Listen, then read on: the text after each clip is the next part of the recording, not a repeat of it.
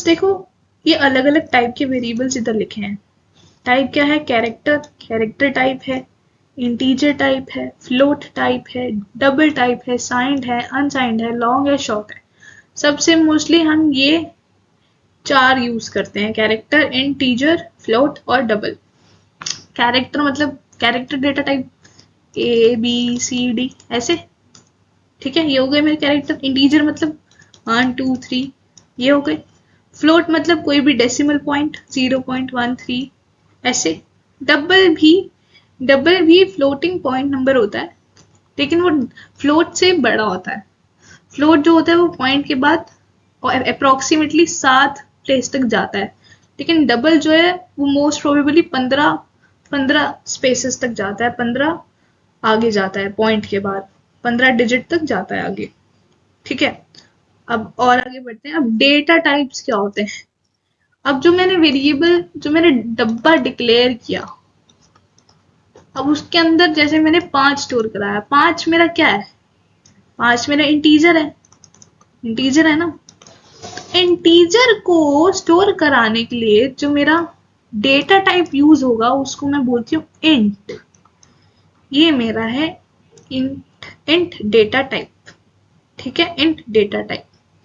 अगर मेरा 3.14 होता डब्बे में तो ये मेरा फ्लोट है, तो ये मेरा फ्लोट डेटा टाइप होगा। डेटा टाइप मतलब जो वेरिएबल का टाइप है, किस टाइप का वेरिएबल मैंने स्टोर कराया डब्बे में, वो होता है मेरा डेटा टाइप।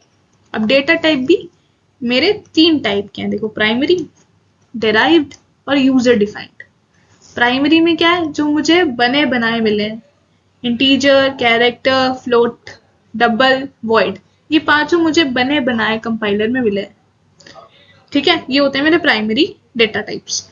अब डिराइव्ड में आते हैं मेरे फंक्शन, एरे, पॉइंटर, रेफरेंस। ये होते हैं मेरे डिराइव्ड, मतलब हमने इनको प्राइमरी से डिराइव किया है। User defined class, structure, union, enum, typedef, जो हमने अपनी तरफ से डिफाइन करे वो होते हैं यूजर डिफाइंड डेटा टाइप्स, ठीक है। अब और आगे बढ़ते हैं थोड़ा सा। अब हम देखते हैं टोकन्स क्या होते हैं। इसका भी 5 नंबर में क्वेश्चन आ चुका है, थोड़ा सा अटेंटिव हो जाए टोकन सुनते वक्त। टोकन्स क्या है? टोकन्स मेरे स्मॉलेस्ट इंडिविजुअल एलिमेंट होता है सी प्रोग्राम का, सी लैंग्वेज का, individual element of C language, वो होता है मेरा टोकन। क्या होता है मेरा टोकन? अब टोकन के टाइप्स देखते हैं। 6 टाइप्स होते हैं, keywords, identifiers, constants, strings, special symbols और ऑपरेंड्स, ठीक है।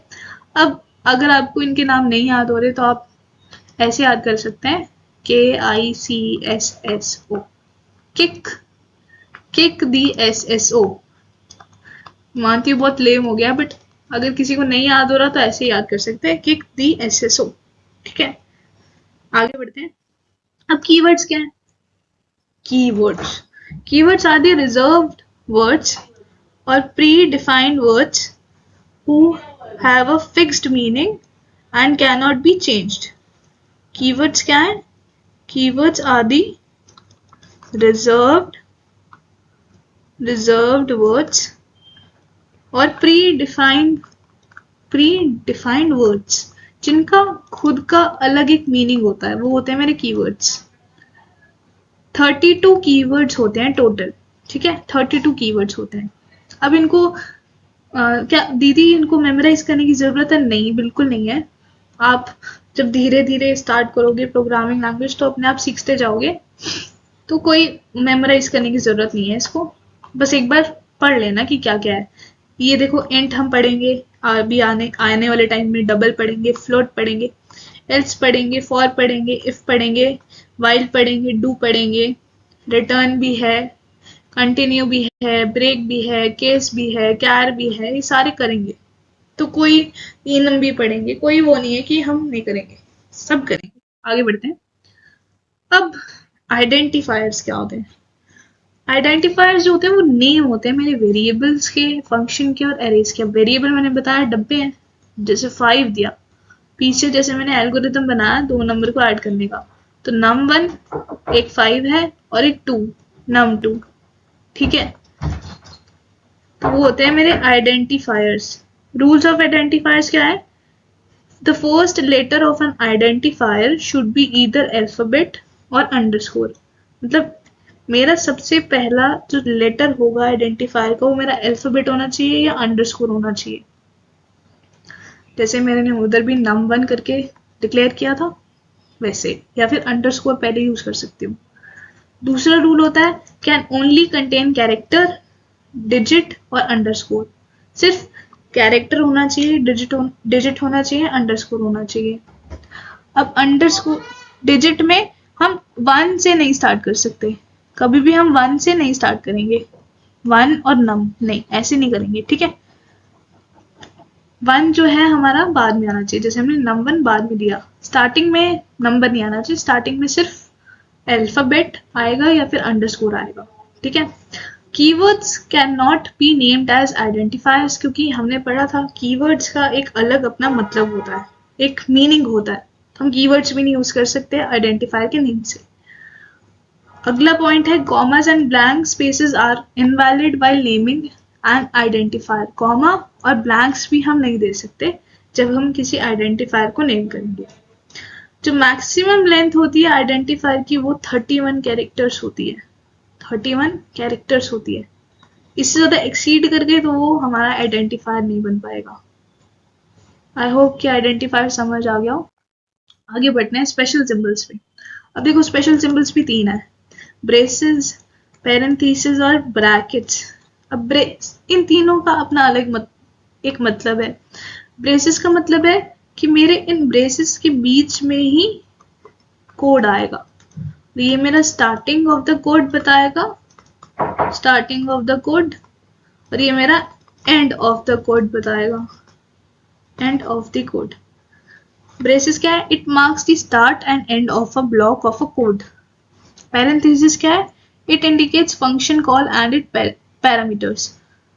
अब फंक्शन तो अभी तो पढ़ा नहीं है, आने वाले टाइम में हम अगले यूनिट में पढ़ेंगे। अभी के लिए इनको बस एज अ रीड कर लेना कि क्या इंडिकेट करता है, फंक्शन कॉल और उसके पैरामीटर को। ब्रैकेट्स क्या होते हैं? एरे एलिमेंट के रेफरेंस को बताने के लिए हम ब्रैकेट्स यूज करते हैं, ठीक है। आगे बढ़ते हैं। कमेंट्स क्या है? कमेंट्स ये है कि मैं चाहती हूँ कि वो जो टेक्स्ट है जो मैं अपने कंपाइलर पे लिख रही हूँ वो सिर्फ मैं पढ़ पाऊँ, मेरा कंपाइलर ना पढ़ पाए। तो उसके लिए मैं क्या यूज करती हूँ? ऐसे 2 बैकस्लैश यूज करती हूँ। अगर कोई कोड लिखा है, ये कोई लाइन लिखी है, मैं चाहती हूँ कि ये वाली लाइन मेरा कंपाइलर ना रीड करे, मैं इसको लिख रही हूँ लेकिन मैं खुद अपने इसको याद करने के लिए लिख रही हूँ। अगर मैं बाद में इसको कोड में देखूँ तो मुझे ये चीज याद रहे, तो मैं ऐसे उसको उस लाइन को कमेंट बना दूंगी। वो होते हैं मेरे कमेंट्स। अब कमेंट्स भी 2 टाइप के हैं, सिंगल लाइन कमेंट और multi line comment. Single line comment जैसे मैंने ऊपर बना के दिखाया कि मेरे को एक लाइन को कमेंट करना है, लेकिन अगर बहुत सारी लाइंस को एज अ कमेंट करना है तो मैं क्या ऐसी करती हूँ, एक बैकस्लैश, एक एस्ट्रिक का साइन, ये मेरा स्टार्टिंग है कमेंट का, ये मेरा एंडिंग है कमेंट का, ठीक है। तो ये होते हैं कमेंट्स। पढ़ लेते हैं एक बार। These are the statements that are not executed by the compiler or an interpreter. Compiler और इंटरप्रेटर को नहीं चाहते कि ये एग्जीक्यूट करें, तो हम कमेंट्स बनाते हैं। कमेंट्स इसलिए भी बनाते हैं ताकि जो हमारा कोड है वो मोर रीडेबल हो जाए और मोर उसका डिस्क्रिप्शन मिल जाए। मतलब सपोज करो 100 लाइंस का कोड लिखा है हमने, ठीक है, लेकिन अगर मैं देखूंगी तो मेरे को तो समझ आ जाएगा, लेकिन मेरे को किसी और को दिखाना है तो मैं उसमें कमेंट्स डाल दूंगी ताकि दूसरा बंदा भी वो चीजें समझ पाए। ओके, अब देख लेते हैं टाइप्स ऑफ कमेंट्स भी बता दिया, सिंगल लाइन